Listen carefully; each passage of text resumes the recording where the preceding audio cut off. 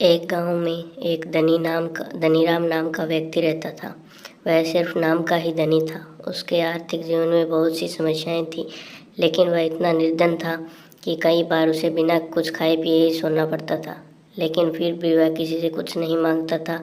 वह रोज़ सुबह अपने घर से निकलता और कोई न कोई छोटा मोटा काम करके अपना जीवन यापन करता था। वह अकेला था, इस वजह से उसका ख्याल रखने वाला कोई नहीं था। एक दिन वह रोजाना की तरह अपने घर से लौट रहा था। रास्ते में उसे जादू दिखाने वाला आदमी दिखता है। उसके चारों तरफ बहुत से लोगों की भीड़ होती है। धनीराम भी लोगों के बीच जाकर खड़ा हो जाता है। अचानक जादूगर धनीराम को आगे आने को कहता है। धनीराम डरते हुए आगे बढ़ता है। जादूगर धनीराम से पूछता है, तुम्हारी जेब में कितने पैसे हैं? धनीराम चिल्लर पैसे निकालकर जादूगर को दिखाता है। तभी जादूगर रुमाल डालकर धनीराम से पैसे डालने को कहता है।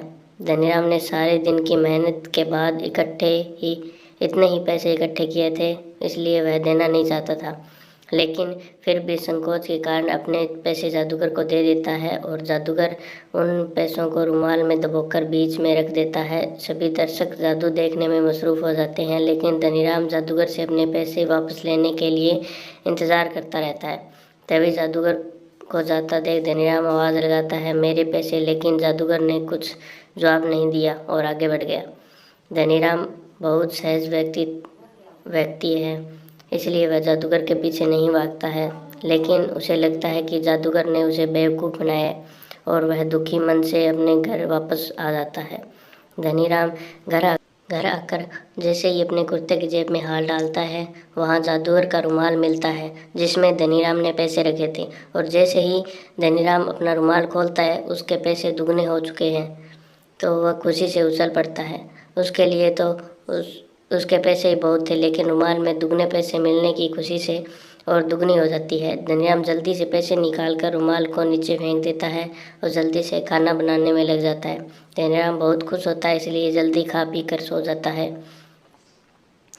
सुबह उठकर जैसे ही वह जूते पहनने के लिए नीचे झुकता है, वह देखकर दंग रह जाता है कि उसके पास 3 जूते हो चुके थे।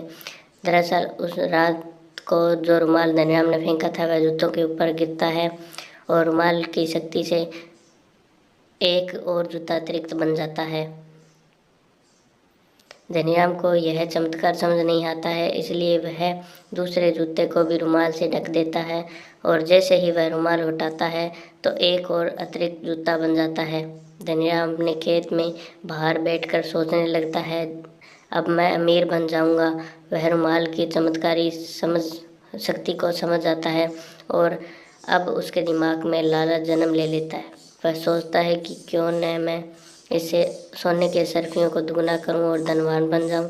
धनीराम योजनाबद्ध तरीके से सुनार की दुकान में जाता है और वहां सोने के सिक्के देखने को मांगता है। जैसे ही वह अपने रुमाल में सिक्के रखता है, वह 2 गुने हो जाते हैं। सुनार यह देखकर विचलित हो जाता है। वह धनीराम से रुमाल का रहस्य जानना चाहता है, लेकिन धनीराम ने मुस्कुराते हुए उसके दुकान से अतिरिक्त सोने के सिक्के लेकर चला जाता है। धनीराम के जाते ही सुनार के दिमाग में उथल पुथल होने लगती है। वह यह बात उसी राज्य के राजा तक पहुंचा देता है और राजा जैसे ही यह बात जानता है, वह धनीराम को गिरफ्तार करवा महल बुलवाता है और धनीराम से उसका रुमाल छीन लिया जाता है। और राजा जैसे ही रुमाल का परीक्षण करने के लिए उसमें स्वर्ण सर्फी रखता है और कुछ देर में रुमाल खोलता है, लेकिन रुमाल में केवल उतनी ही असरफियाँ रखी होती है जितनी राजा ने रखी थी।